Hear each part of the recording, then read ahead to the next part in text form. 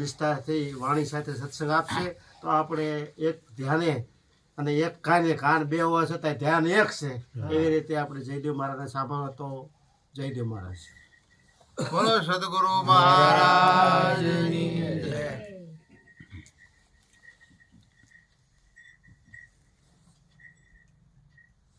एक घड़े आधी घड़े न आधी में पुनियाद तुलसी संगत संत की कटे कोटे कई अपराध समझण विनानु जीवવું ન જીવ વરસ હજાર સમજે ન જીવો એક ઘડે તો સમજે બેડો પાર. આ જગતમાં જન્મ મળ્યો ન મળ્યો માનવનો અવતાર આતમ રામ ઓળખ્યા નહીં તો એળે જો અવતાર. મહાપુરુષોએ જે કાંઈ જ્ઞાન આપ્યું છે આપણને ભવસાગર તરવા માટે, જેમ દરિયો તરવો હોય તો નાવની જરૂર પડે, જહાજની જરૂર પડે, એમ આ સંસારને સંતોએ સાગર કીધો છે. એને તરવા માટે આપણને માનવ દેહરૂપી નાવ મળ્યું છે અને આ માનવ દેહરૂપી નાવમાં બેસીને આપણે આ ભવસાગર પાર આવા મહાપુરુષોના સાનિધ્યમાં રહીને પાર ઉતરી શકાય છે. એવી તક છે, એક ટાણું મળ્યું છે, એક અવસર મળ્યો છે આપણને. અને મહારાજે આ ઘણી વાત કરી કે જીવન આપણું કેવું હોવું જોઈએ. પવિત્ર જીવન બનાવ્યા સિવાય ઈશ્વર ઓળખાતા નથી. જો ઈશ્વર ઓળખવા હોય તો તમે તમને પહેલા ઓળખો, તમે કોણ છો. આ દેહ નતો તે ક્યાં હતા અને આ દેહ છે તે કોણ છો, દેહ પડે પછી તમારે ક્યાં જવાનું છે. આ જાણવા માટે આપણને માનવ દેહ મળ્યો છે અને આ જીવ માથે 84 છે એ છૂટવા માટે માનવ દેહ મળ્યો છે. અને જો એ ન કર્યું ને બીજું વાર્યું તો સવારામ બાપા કહે છે કે આ તેમ આવ્યો વિવાનું ઓરવા ઉલટું વર્ષીનું વાર્યું. ભૂલ ખવરાવી તારી ભ્રમણાએ મૂર્ખ હૃદયમાં ન ખોળ્યું. શા માટે આવ્યો છે?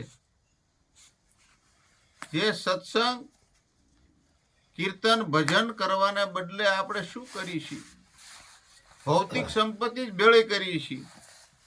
ભલે કરો, ખૂબ ધન કમાવીને કોઈ સંતો મહાપુરુષો ના પાડતા નથી, પણ એની હારી હારી આપણું જીવનની કમાણી કંઈક કરી લેવાની છે, ભવસાગર તરવાની.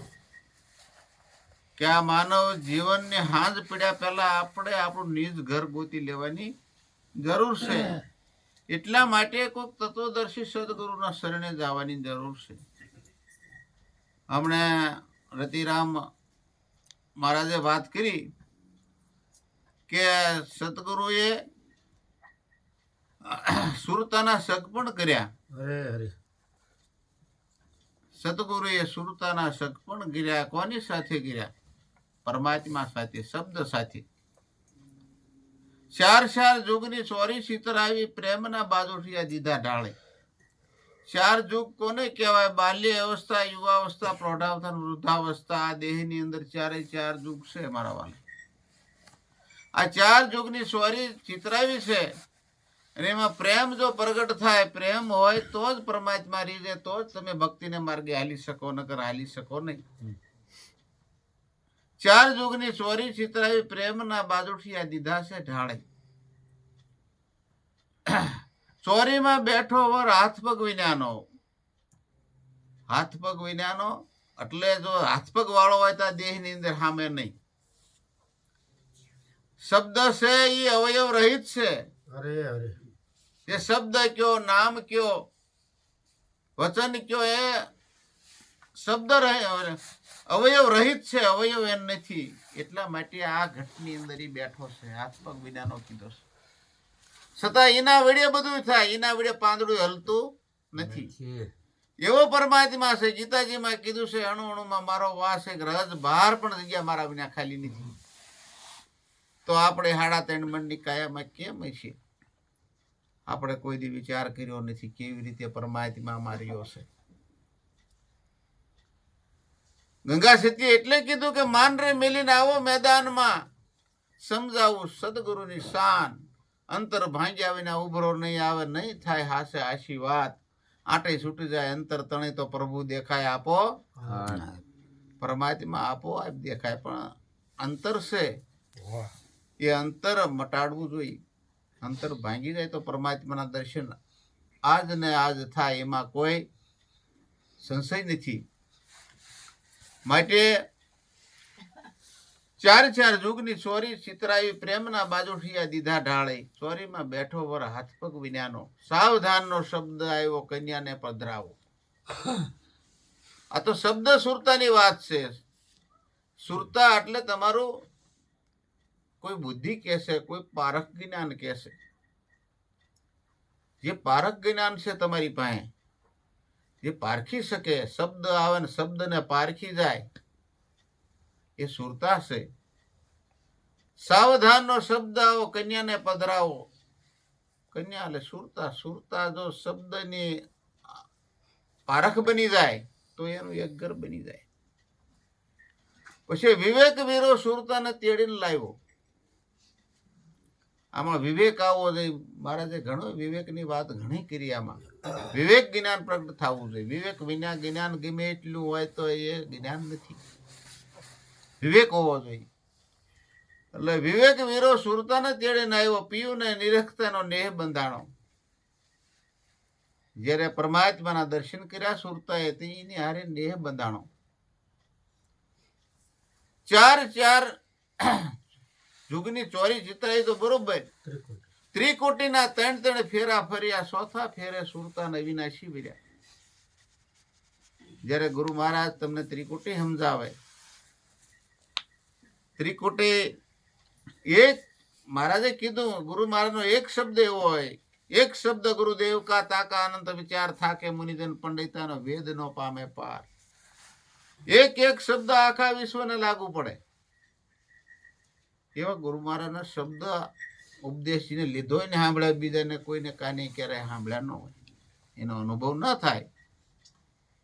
એટલે ત્રિકોટીમાં જ્યારે આવે, ત્રિકોટી સમજાય જેમ છે એમ, અને પરમાત્મા તેની પર છે, પછી એની અનુભૂતિ થાય.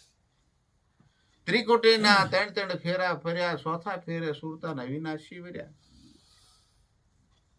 બધા સંતોને શા માટે તેડાવે છે? આ ભજન સત્સંગ શા માટે છે? એ સાક્ષી સ્વરૂપ છે. આ બધા કે આમને પરમાત્માને જોયો છે, એમને જોયો છે, લખુ બાપાએ જોયો છે, આ બધા કાનભાઈ બધા ઈશ્વરને ઓળખ્યો છે. અને અમને ઈશ્વર ઓળખાવ્યા છે, એ જ ઈશ્વર ઓળખાવે છે ને.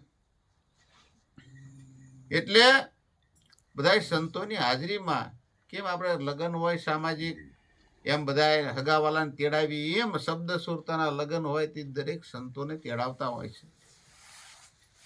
પછી જ્યારે સુરતાને નક્કી થઈ જાય, સવારામ બાપાએ સ્વયંવર કર્યો તો સદગુરુના દેશમાં, પરણે શબ્દ સુરતા નાર, મરી જેવા હોય તે વિવાહ માણશે, બીજા શું જાણે. આ તો જે મરીને જીવવા વાળા છે એ આ વિવાહને માણી શકે. તુરલે કીધું, જ્યારે જોવું ને જીવતા મરેલા મળે નહીં, કોઈ મરેલા મળે તો મહાસુખ પામી. પછી વિવાહ વીતી ગયો અને સર્વ સંતો સીધાવ્યા. દાસ નટવરને ગુરુ ગોરધન મળ્યા. ગોરધનદાસ મહારાજ આ ગામડે ગામડે ફરી ફરીને જ્ઞાનનો ઉપદેશ કર્યો છે. તમારા જ વાળા ઝાલાવાડના સંત કહેવાય. ઘણો ભોગ સંતો દેતા હોય છે પરમાર્થને કારણે. તરોવર સરોવર સંત જન ચોથા વર્ષે મેં ચારે ધર્યા, પરમાર્થને કારણે દે. પરમાર્થી હોય છે અને એ દરેક જીવને જગાડવાનો પ્રયત્ન કરતા હોય છે. ગુરુ ઓર પારસ में बड़ा अंतरा जान, પારસ લોઢાને કંચન કરે, ગુરુ કરે આપ સમાન. ગુરુ પોતાની જેવો ગુરુ બનાવી દે, ગુરુને એવો ભાવ હોય. પણ જ્યાં સુધી આમાં પાપ ભર્યું હોય, ક્યાં સુધી બે ડગલા સંત બેઠા હોય ત્યાં જવાતું નથી. હાથમાં પાપ હોય ક્યાં સુધી આમ હાથ જોડાતા નથી. એટલે તોરલે જેસલ ને કહે જેસલ કરી લે વિચાર માથે જમકેરો માર. આ તો સપના જેવો સંસાર આવો જેસલ રાય પ્રેમથી મળીને કોઈ પૂરા સંત હોય નાદીને ભળી. આ સપનું છે. આ આપણે બેઠા ઈ એક સપનું છે. આ જાગ્રત સપનું છે. ઓલું સુષુપ્ત છે. આ કાલે પૂરું થઈ જશે. આ હુઈ જાય એટલે આપણા માટે આ કાંઈ નથી હોતું. અને જાગીતી સપનામાં જે આવી કઈ હોતું નથી. બે સપના છે. તે હાસુ શું છે એવું ક્યારેક મુમુક્ષુને વિચાર આવવો જોઈએ. અને આવો રતન પદાર્થ જેવો માનવ દેહ મળ્યો છે વારંવાર મળવાનો નથી. એટલે જાગી જવાની જરૂર છે. આ છેલ્લો જન્મ છે એટલા માટે જાગી જવાની જરૂર છે. મહાપુરુષો કીર્તનમાં ભજનમાં બધી એ જ વાત કરે છે. તમને સત્યની જ વાત કરે છે. પણ ના પૂગવાની તાલાવેલી આપણી હોવી જોઈએ તો ત્યાં પહોંચી શકીએ. પરમાત્મા જરાય તમારાથી છેટો નથી. સવારામ બાપા તો એમ જ કે છે બોલે બીજો નહીં. પરમાત્મા પોતે નરજ્ઞાની આંધળો આગો જઈને ગોતે પડ્યું છે. એના ગોતે ને ગોતે શેટે શેટે ક્યાંથી સાહેબ ભેટે. કોઈ સુરતા સુગડ સમેટે તો આ ઘટમાં સાહેબ ભેટે. ઘટમાં જો પરમાત્માના દર્શન કરવા હોય. આ તુલસીદાસ મહારાજે પણ કીધું છે ઘટમાં હૈ સુજત નહીં લાનત એસી જે તુલસી સંસાર કો કે ભયો મોતિયો બિન. આ સંસારને મોતિયો આવી ગયો છે અજ્ઞાન રૂપી. પણ જ્યાં સુધી આ અજ્ઞાન રૂપી મોતિયો ન ઉતરે ત્યાં સુધી આમાં પરમાત્માના દર્શન થઈ શકે એમ નથી. એટલે એક ભક્તે કીધું છે કે હારે તારા ઘટમાં ગોવિંદ બોલે. હારે તારા ઘટમાં ગોવિંદ બોલે. બહાર એને સિદ્ધ ગોતે. બહાર એને સિદ્ધ ગોતે જીવલડા. બહાર એને સિદ્ધ ગોતે. બહાર એને સિદ્ધ ગોતે જીવલડા. હારે તારા ઘટમાં ખાણ હીરાની. હારે તારા ઘટમાં ખાણ હીરાની. હારે એને ગોત્યા વિનાનો યજ્ઞાની. હારે એને ગોત્યા વિના યજ્ઞાની. ગરીબી નથી મટવાની. ગરીબી નથી મટવાની જીવલડા. ગરીબી નથી મટવાની. ગરીબી નથી મટવાની જીવલડા. જ્ઞાન તણાય અવરોધે. જ્ઞાન તણાય અવરોધે. હારે મૃગ કસ્તુરી ને ગોતે. હારે મૃગ કસ્તુરી ને ગોતે. કે ભટકે વણ બોધે.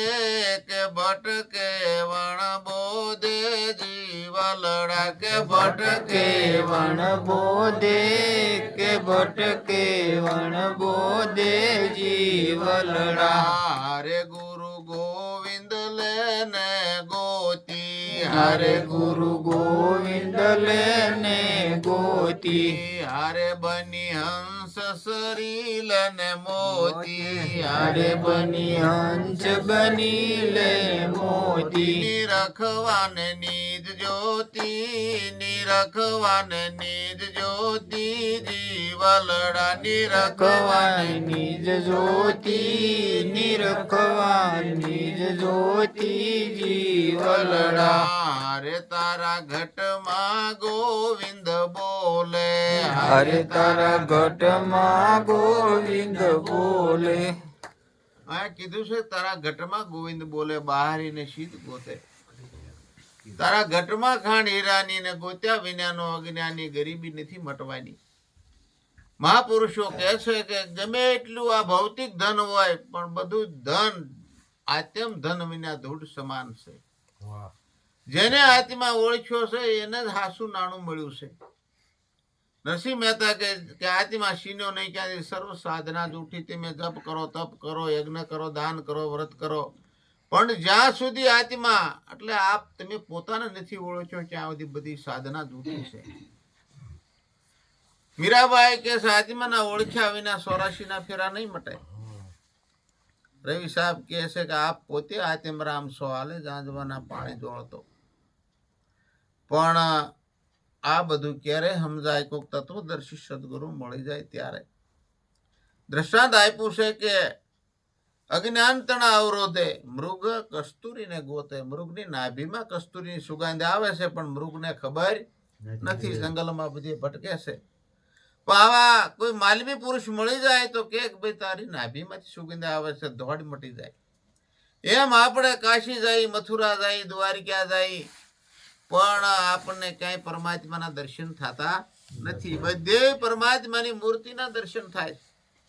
પણ ભગવાને ગીતાજીમાં કીધું છે કે હું ત્રિગુણી માયની ઓથે છુપાણો છું. રજોગુણ, તમોગુણ ને સત્વગુણ ત્રિગુણી માયના 3 પડદા હટે તો મૂર્તિમાં પરમાત્માના દર્શન થાય. કોઈ જગ્યા પરમાત્મા ખાલી નથી, પણ આપણી દ્રષ્ટિ બદલવાની છે. સર્મ ચક્ષુ વડે ક્યારેય આત્માને ઓળખી શકાશે નહીં. ભગવાને ના પાડી છે, અર્જુન તું આ સાંભળેની આંખી વડે મને નહીં જોઈ શક. તારે મારા દર્શન કરવા હોય તો તને દિવ્ય ચક્ષુ આપું. અને જ્યારે ભગવાને દિવ્ય ચક્ષુ આપી ત્યારે ઘટો ઘટમાં બધી પરમાત્માની અનુભૂતિ થઈ. કોઈ ઘટ પરમાત્મા વિના ખાલી ન જોઈ. એમ આપણે પણ જો ઈશ્વરના દર્શન કરવા હોય, પરમાત્માનો સાક્ષાત્કાર કરવો હોય તો તત્વ જ્ઞાનની જરૂર છે. કોઈ તત્વનિષ્ઠ બ્રહ્મનિષ્ઠ સદગુરુના શરણે જઈ અને આ જ્ઞાન જાણી દેવાની જરૂર છે. હસ ગુરુ ગોવિંદ એને ગોતી કીધું, બની હંસ શરી લેને મોતી. નિરખ અને નિજ જ્યોતિ પોતાનું નિજ સ્વરૂપ જાણવા માટે કોક એવા બ્રહ્મનિષ્ઠ સદગુરુના શરણે જઈ અને પોતાનું નિજ સ્વરૂપ જાણીને આ ભવસાગર પાર ઉતરી જવાની જરૂર છે. બોલો સદગુરુ મહારાજ.